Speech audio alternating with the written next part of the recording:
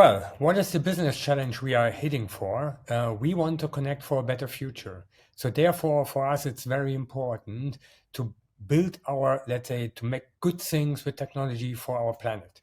And one of the main topics we are going to improve is how do we make a bigger impact on the scope 3 emissions, right? Every company is going to that.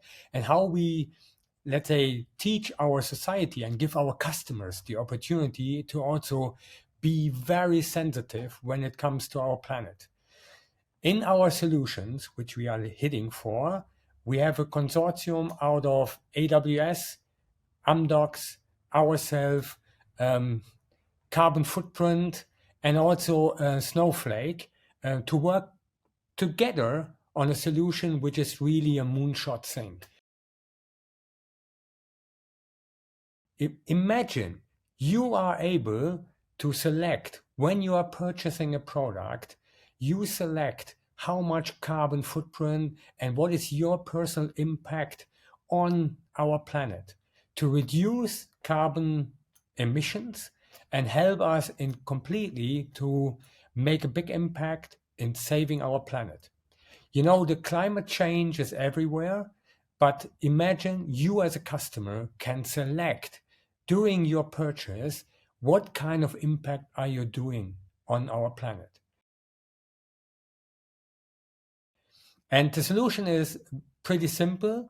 You want to buy a new connectivity service and you want to buy a new, let's say, phone, and you will be guided during your e-commerce journey how much carbon you produce with your solution you're going to purchase. You can, for example, reduce the screen, use a lower, let's say, lower energy phone, or you can also inject let's say, a refurbished iPhone or a refurbished phone, which is a reuse of an existing topic. And during your shopping experience on the e-commerce channel, you can see how much of your products will have an impact on our planet. And I feel that is something every of our customers, every of our future customers can select how much carbon they want to use with their solution.